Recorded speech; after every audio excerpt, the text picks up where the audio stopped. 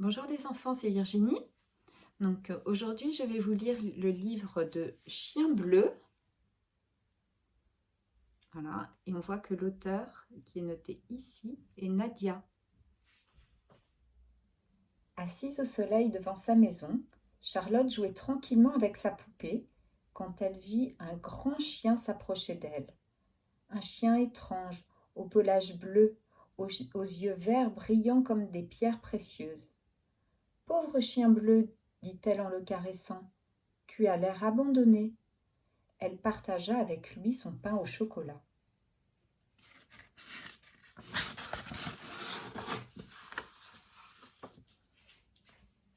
Le soir même, dans sa petite chambre, Charlotte entendit un grattement à la fenêtre. Le chien bleu était là. Elle sauta dans le jardin pour le rejoindre. Chien bleu revint tous les soirs. Charlotte bavardait avec lui en le caressant tendrement. Au bout d'un petit moment, il frottait son nez contre sa joue pour lui dire au revoir et se sauver. Charlotte s'endormait en pensant à lui. Mais un soir, pendant le bain, sa maman lui dit « Je ne veux pas que tu joues avec ce chien. On ne sait pas d'où il vient. Il est peut-être méchant ou malade.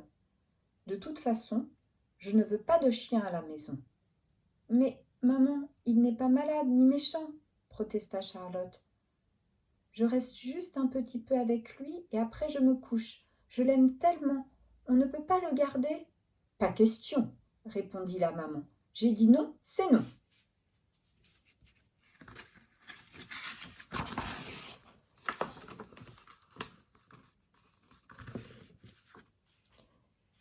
Quand Chien bleu vint à la fenêtre selon son habitude, Charlotte était si triste qu'elle pouvait à peine parler. « Je n'ai plus le droit de te voir, » dit-elle d'une voix entrecoupée de sanglots. « Maman ne veut pas. » Chien bleu la regarda longuement, puis il fit demi-tour et disparut dans la nuit.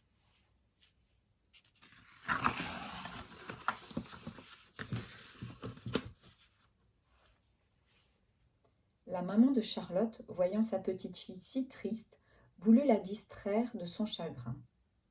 Par une belle journée, elle l'emmena en pique-nique dans les bois. Après le déjeuner, elle lui tendit un petit panier et lui dit « Regarde bien le long des chemins et sous les buissons. Je suis sûre que tu trouveras des fraises des bois, mais ne t'éloigne pas. »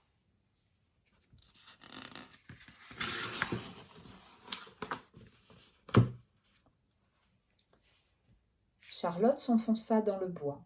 Comme elle trouvait de plus en plus de fraises, sans s'en rendre compte, elle s'éloigna de plus en plus de l'endroit où ses parents pique-niquaient. Quand le panier fut plein, elle voulut retourner sur ses pas, mais elle se trompa de chemin et alla dans le mauvais sens. Elle appela de toutes ses forces. Personne ne répondit. Charlotte se rendit compte qu'elle s'était perdue.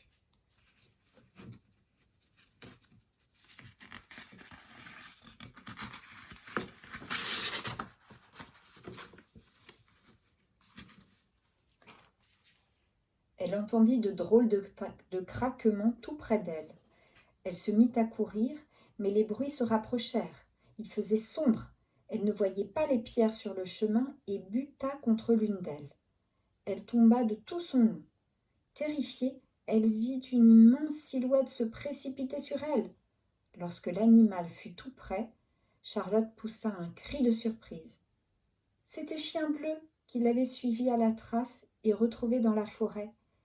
Elle l'enlaça de toutes ses forces. « Tu vas me ramener à la maison ?» demanda-t-elle. « Il faut s'abriter pour la nuit, » répondit Chien bleu. « Il ne faut pas réveiller l'esprit des bois. Demain, nous rentrerons. » Il trouva une caverne dans les rochers, ramassa des brindilles. Lorsqu'il souffla dessus, les flammes s'élevèrent, réchauffant la petite fille. « Dors maintenant, » lui dit-il. « Je veille sur toi. »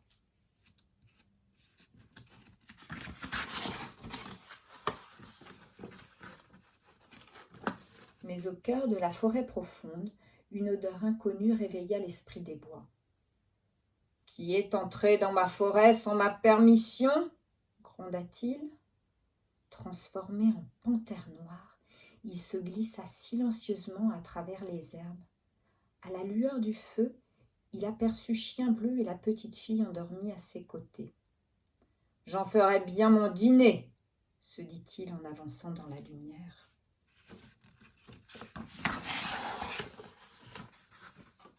Les babines retroussées, Chien Bleu se leva en grondant sourdement. « Misérable chien !» s'écria la panthère furieuse. « Tu crois que tu m'empêcheras de me saisir de mon bien ? Tout ce qui est dans cette forêt m'appartient. » Chien Bleu bondit, tout croc dehors, griffes en avant.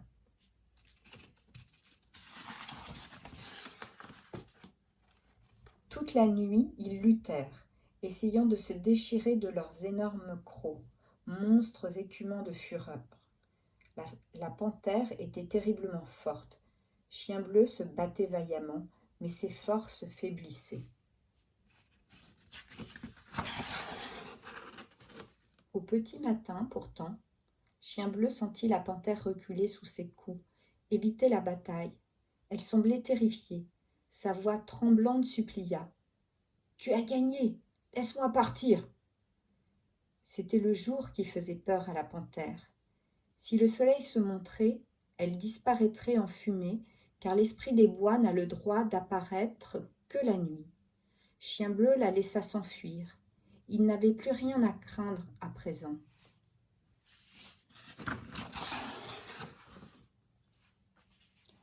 Lorsque Charlotte se réveilla, Chien Bleu dormait, épuisé. « Debout, gros paresseux !» lui dit-elle joyeusement. « Il faut rentrer !»« Monte sur mon dos !» dit Chien Bleu en s'étirant et en bâillant. « Nous irons plus vite. » Chien Bleu galopa à travers champs. Il allait si vite que Charlotte avait l'impression de voler.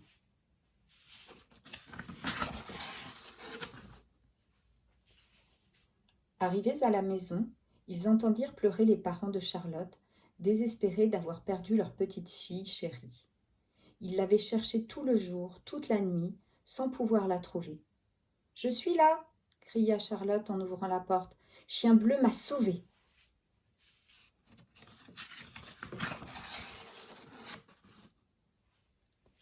Plus tard, la maman de Charlotte s'écria, en tenant bien fort sa petite fille dans ses bras. « Dire que je ne voulais pas que tu gardes ce chien ? Comment va-t-on l'appeler » demanda le papa. « Il s'appelle Chien Bleu, » dit Charlotte.